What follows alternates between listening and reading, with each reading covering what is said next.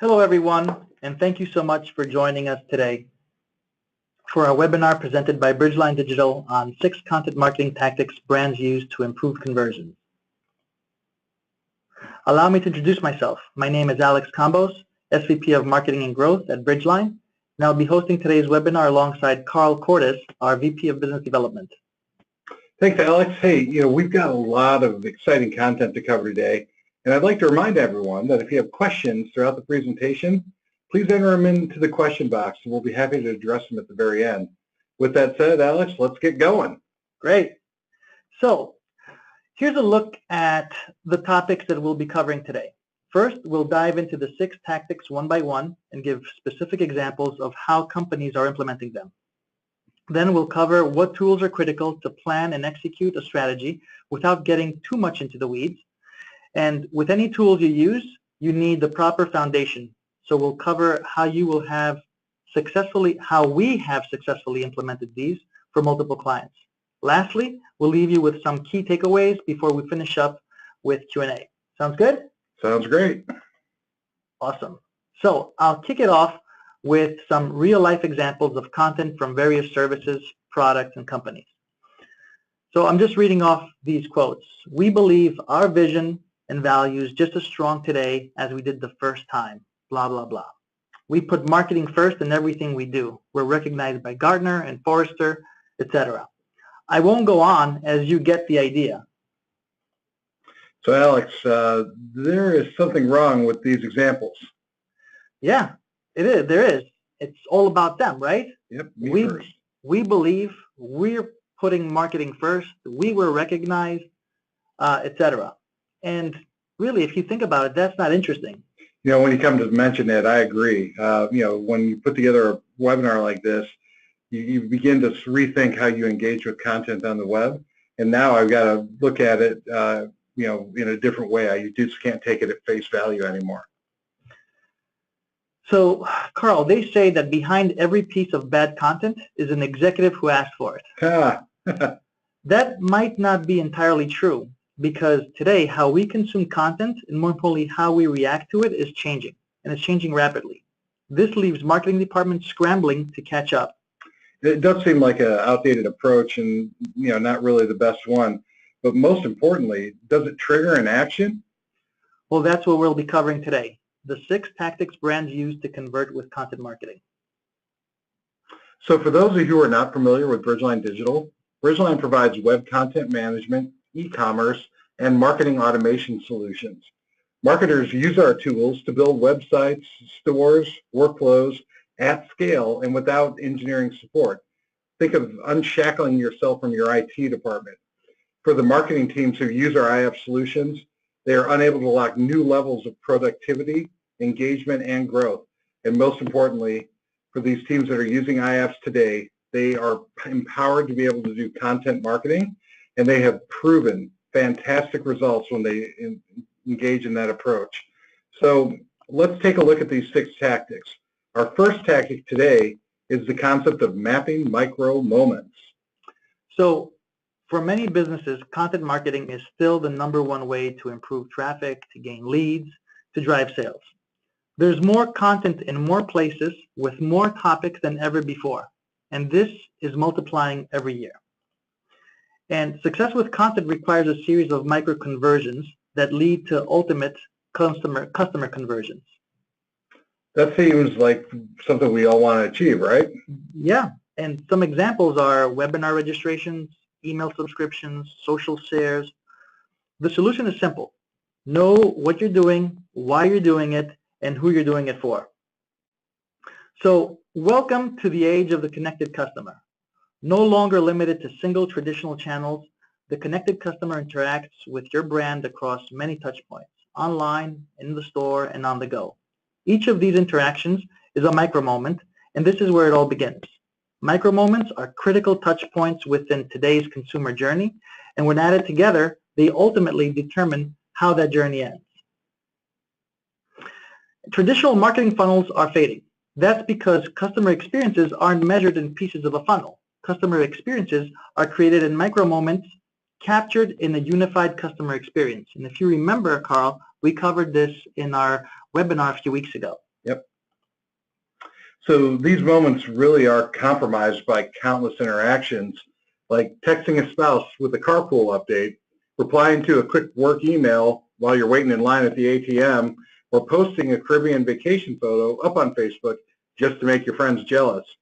Now, these types of moments are really a part of our everyday life, but they're not moments when we necessarily are looking to engage with the brand. And if a brand tries to butt in with a distracting or an irrelevant message during that time, we're just going to swipe them away. But Carl, there are other moments where we are very open to the influence of brands. These are moments when we want help informing our choices and making decisions. For marketers, these moments are an open invitation to engage, and they're the moments you have to be ready for. So to understand how to reach customers in the right place at the right time, you need to map users' micro-moments from start to finish. These I want to know, I want to go, I want to buy, and I want to do moments are loaded with intent, context, and immediacy. And they're the moments when we turn to a device, usually a smartphone, to take action on whatever we need or whatever we want right now. And these moments are sequential. They're triggered by curiosity and needs. Our digital lives connect us to our physical world, and that consumer journey looks a lot different than it did in 2007 or 2012. And that's only 5 years ago. And it's not just a story of more mobile usage, right? Yeah, when we can take action so immediately to engage any curiosity that we have at the time, the consumer decision journey really becomes fractured into hundreds of tiny decision-making moments at every stage of the funnel. And from inspiring vacation plans to buying a new blender to learning how to install that new shelf, a good guiding principle is this. Across all the stages of the consumer journey, we've got to have good content, not just when somebody is ready to buy. So to accomplish this, consider these 4 key moment types that represent the full range of the user needs. Be there. You've got to anticipate the micro moments for users in your industry and then commit to being there to help when those moments occur. Be useful. You've got to be relevant to consumers' needs in the moment and connect people to the answers that they're looking for. And lastly, be quick. They're called micro moments for a reason, and users want to know, go, buy swiftly. Your user experience has to be fast and, most importantly, frictionless. So let's talk about a real-life example. Red Roof Inn mastered all these 3 strategies in one simple campaign. When the company realized that flight cancellations were leaving 90,000 passengers stranded every day, its marketing team developed a way to track flight delays in real time and trigger targeted search ads to the Red Roof Inns near airports. So the ads, in essence, said, stranded at the airport, come stay with us. They committed those I need a hotel ASAP moments and delivered with relevance on what people needed. And the result? It's a remarkable increase in bookings across non-branded search campaigns.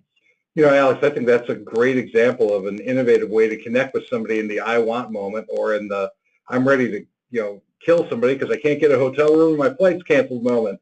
I can totally understand how, that would influence somebody and, make them take very positive action and a great way for you to engage with your brand. So let's take a look at our second tactic. And, this is an important one as well when we think about the content that we use for customer retention. Important. So when we think about this conundrum for a business, 40% of existing B2B business comes from existing customers. That's a great thing. Yet typically marketing budgets only have 2% of their budget allocated to keeping current customers. And as you can see from the slide, new customer acquisition is very expensive, 5 to 10 times more. So it would make sense to do everything that we can to retain current customers. We can't treat customer service as just a necessary evil. It's got to be good. It's got to be intentional and well done. And when we think about supporting excellent customer service with proper content for customer retention, it's going to help you win even more often. Today, we also live in in a society of immediate gratification. So it's that I want it now kind of a culture. Think about 40% of customers who complain on social media. They expect a reply within an hour. but the average response time for companies is typically 5 hours plus. So those two expectations just don't align. If you think about the other maybe third complaints that never get answered, with most of those lying on social media platforms, this can become a real big problem for companies. Now some companies have done a better job of embracing Facebook or some of the other areas to get in and be able to chat directly with their customers right in Messenger or some of these other in-app messaging devices. But what we want to make sure is that when we are doing this conversation, we wouldn't necessarily want to have a private contact in a public forum. So by doing it correctly and communicating where people want to be met, we can truly have a positive impact on finances and keeping a customer, as opposed to the other side of it, which would be a negative impact and we lose a customer. So it's an important piece. That's right, Carl. Every content marketer in 2017 should be listening to their customers and creating retention-focused content. Creating content that retains, not just attracts. So talk to me, Alex. How are some marketers using this tactic? Well, the Starbucks success story is not surprising. They have done an outstanding job at creating a brand and experience that is more than just coffee. We've all experienced this, right? It's this intense brand loyalty that may be helping to stave off competitors. So why are Starbucks content marketing programs and mobile apps so effective at increasing customer retention? Well, an easy way to increase customer retention is to hang out where your customers hang out. And for Starbucks, that was on a mobile device or their mobile app more specifically. They take into consideration the time of day, location, weather, and they deliver it at the right time. And this works. This is also very relatable to the micromoments that we talked about in our first tactic. And when I talk about content in this specific example, we're talking about the content that's delivered, not the price incentives or bonus points or 50% off, because that's a big differentiator. It doesn't have an internal cost associated with that recommendation. Selling at full price, always a good thing. So it seems to me that active listening can be a real critical component to the customer service. So Alex, let's talk about that for just a minute. When we think about real-time content and real-time marketing. That's right. So, and that leads up to our third tactic. With real-time marketing, time is a luxury we really can't afford. That means branded content can no longer be crafted to glossy advertising perfection. For that, you need to be a good listener, and you really need to set realistic goals. The best way to ensure a strategy for real-time marketing is to add it into your existing plan. Real-time marketing can take on many forms. This includes quick response to mainstream events, dynamic personalized content, timely location-based messages, and brand event promotion. However, creating content quickly is very different than creating content poorly, and that's a mistake a lot of organizations make. Today, it's much easier, though, to adapt by building in-app storytelling and with all the editing capabilities that technology can provide. This includes native slideshows, videos, text overlays, music, filters, and more.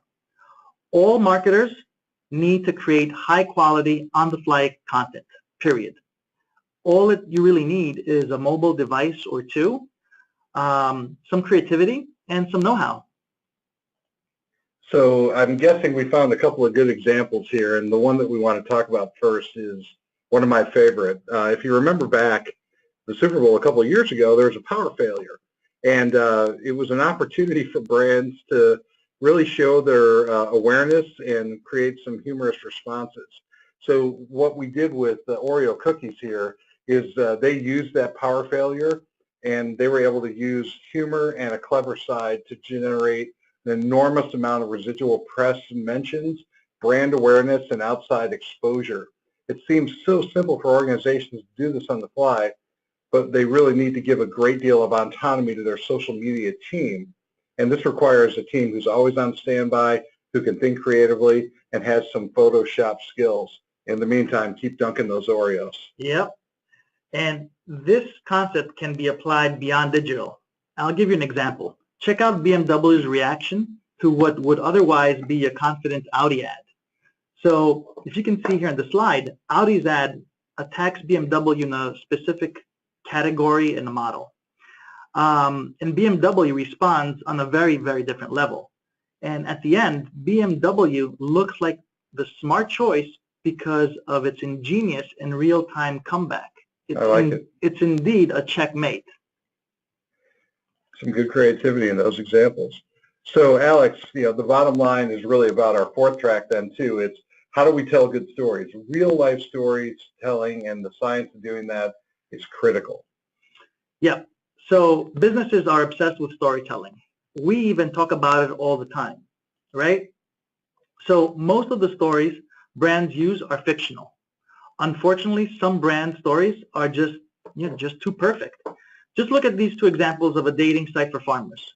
Which one do you think is more realistic, Carl? It's got to be the one on the left, man. She looks great. I date her in a heartbeat. And I'm guessing that it's probably not. So, customers really genuinely don't want to be sold, but they do want to buy, on their own.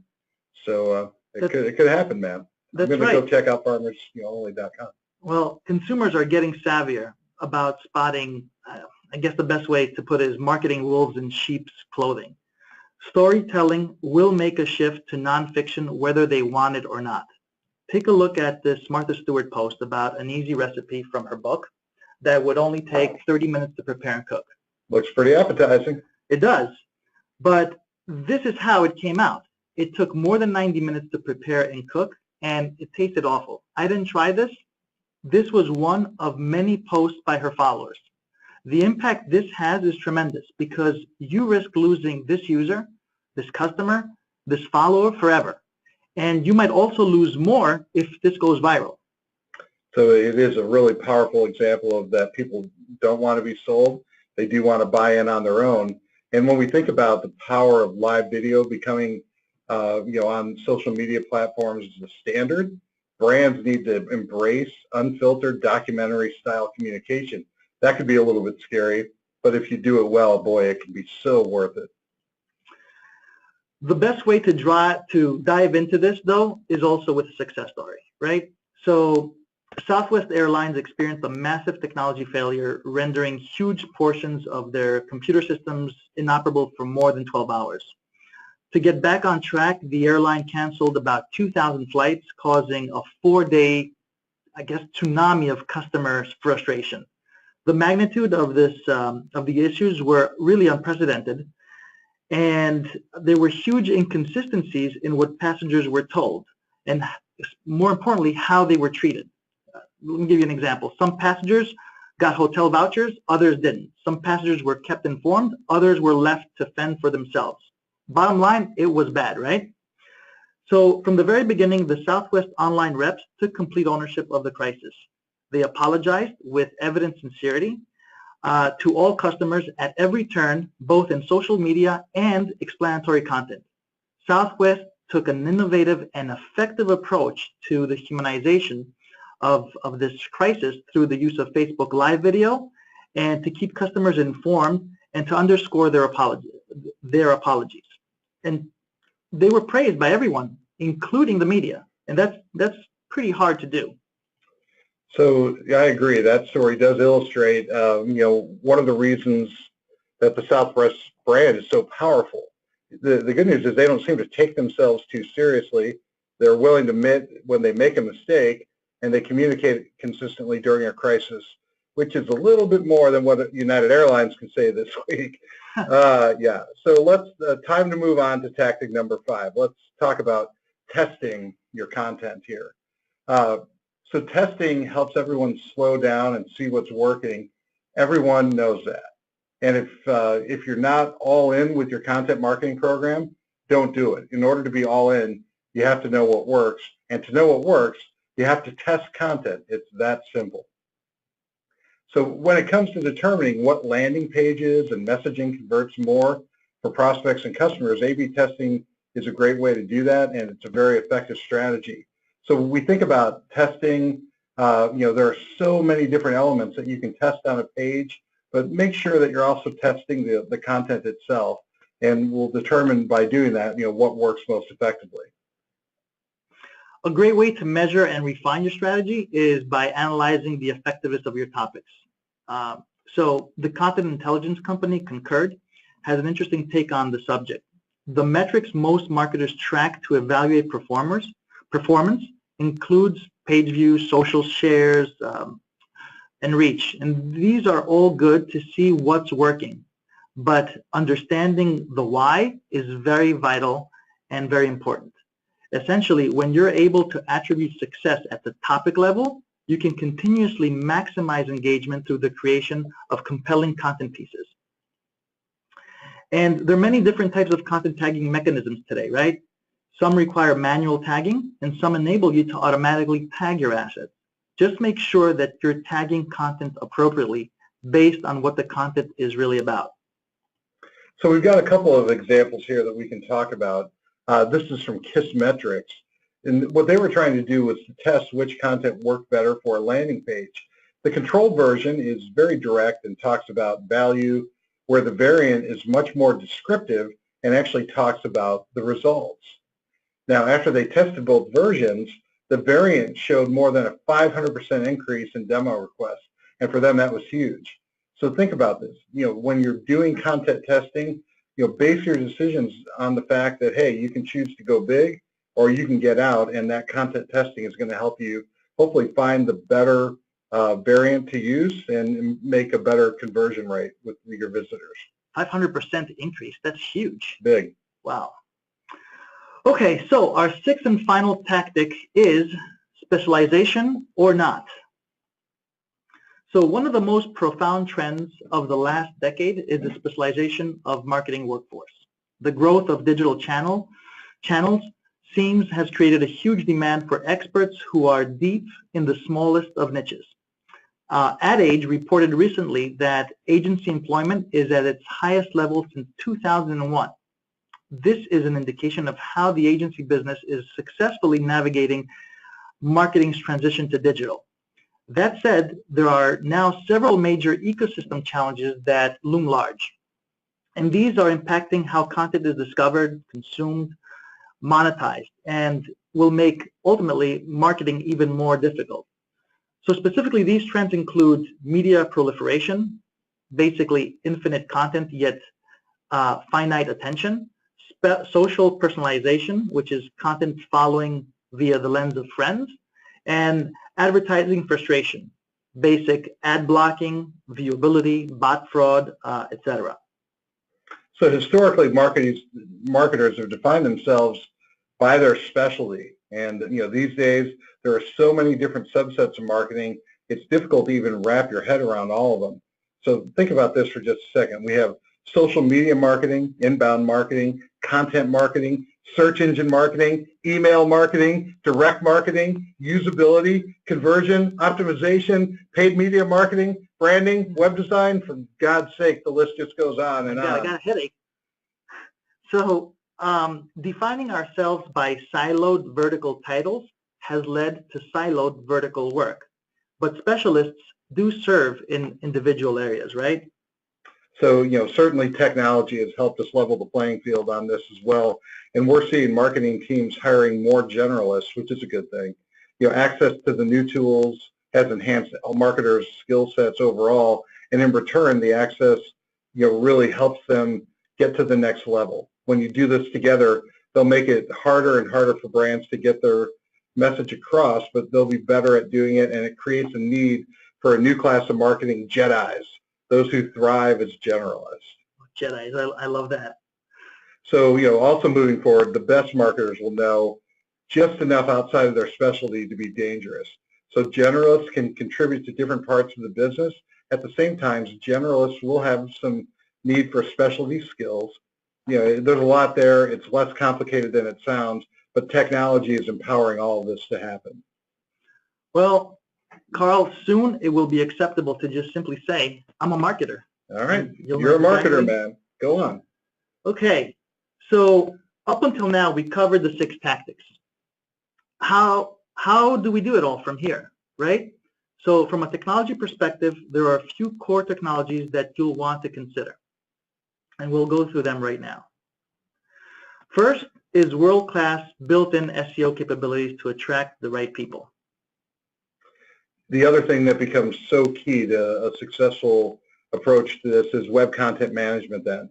And to be able to empower marketers to effectively create and manage digital content across websites, intranets, web stores, landing pages, microsites. For many, it's the foundation in which all the applications plug into. So you got to have a powerful content management platform. Then we have marketing automation. That's an essential tool because it automates many of the marketing actions, such as sending triggered emails or nurture prospects and customers. On average, it takes about 7 to 9 interactions to convert someone into a lead. And that's a lot of work if it's done manually. The process of setting this up can be time-consuming, but it's highly effective when it's done right. And we've covered it in other webinars.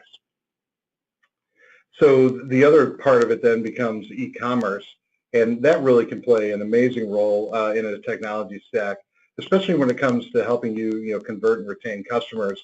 It might not be applicable for every one of the businesses who are on the call with us today, but at the end of the day, websites are really meant to drive users to close and to take action. And a well-done e-commerce site connected with all these other things certainly can enable you to be able to do that. And you can't manage what you can't measure, and you can't know whether or not you are successful unless success is defined. And analytics will help you make that determination.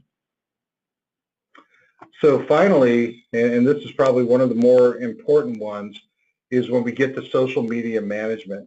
You're going to need some powerful tools to be able to look for unfiltered feedback, have your ear to the ground to make sure you hear what people are saying about your brand and your company. But in that listening, it also gives you an opportunity to engage with them at possibly a moment of discontent. We read earlier, we learned earlier that over a third of complaints go unanswered, or it's just taking people too long to get a response back. If that's true, then this is one of those sets of tools that's going to be so critical to help you meet your customer expectation. And for me, it's all about meeting the customer exactly where they want to be able to be met.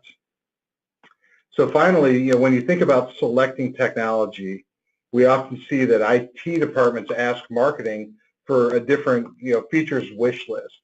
We see this at Bridgeline, and we don't always advocate for this approach, but in the event that you can't deviate from your process, we've highlighted a few key features here that I believe you can't live without.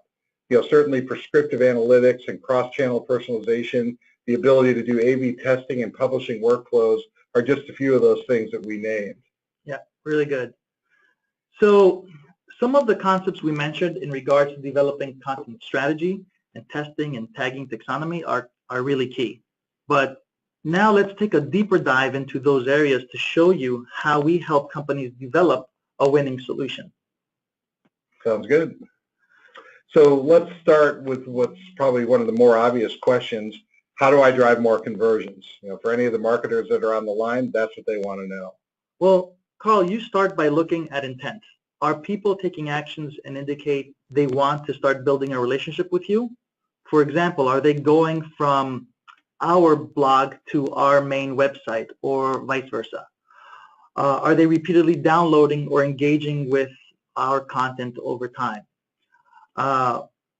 We then look at how they're opting in to engage with us on a deeper level. We require subscribers to fill out additional forms with more information that are more important, like including a job title and the company. This really enables us to score our leads and keep sending them engaged content over time, like newsletters, webinars, events, etc.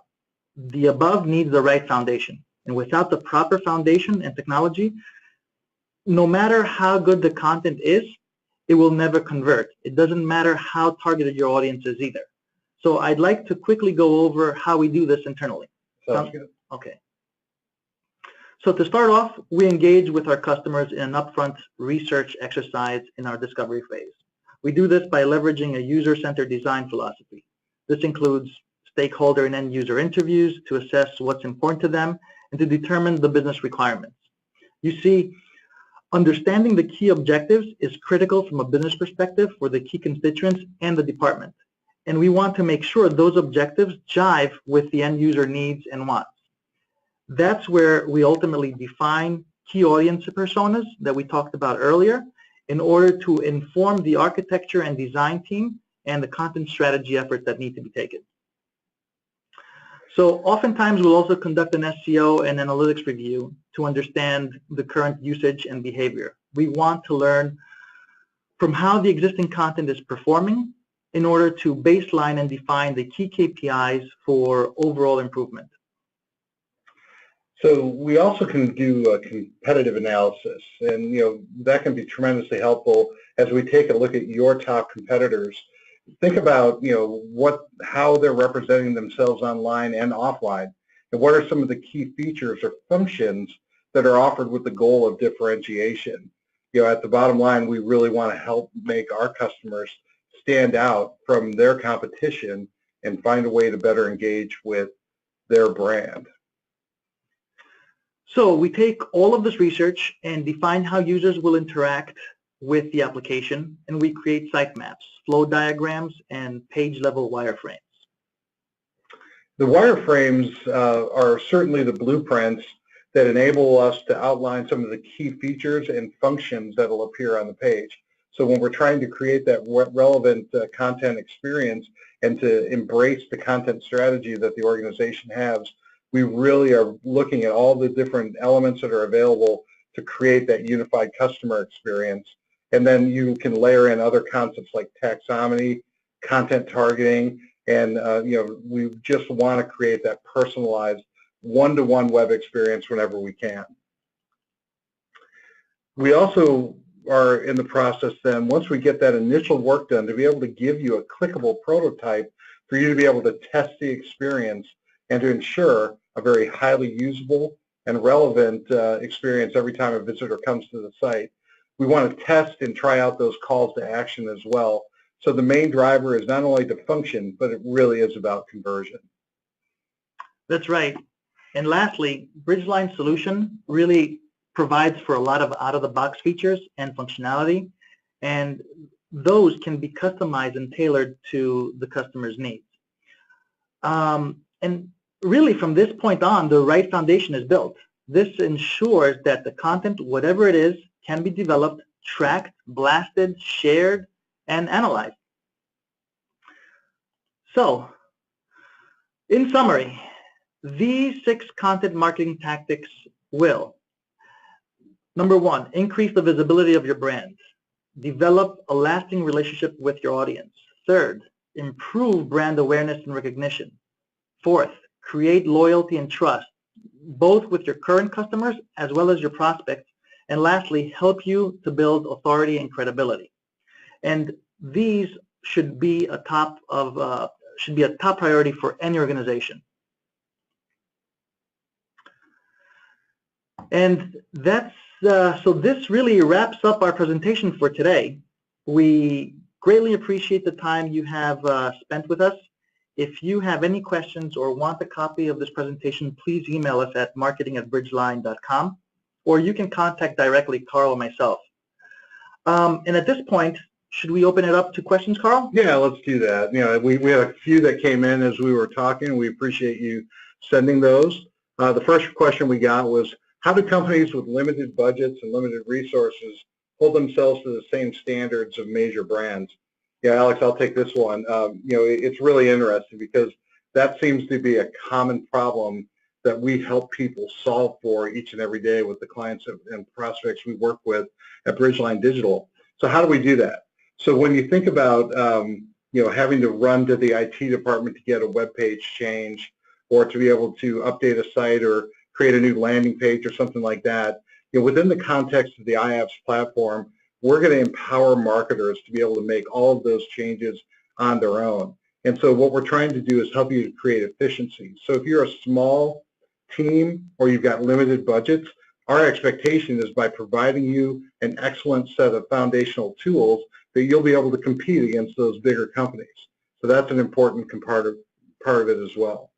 That's a very good example, Carl. I'm scrolling through these questions. This is a good one. So when it comes to customer personas, it seems likely No, like there could be limitless definitions. How do companies manage and how content experiences can be used for multiple uses?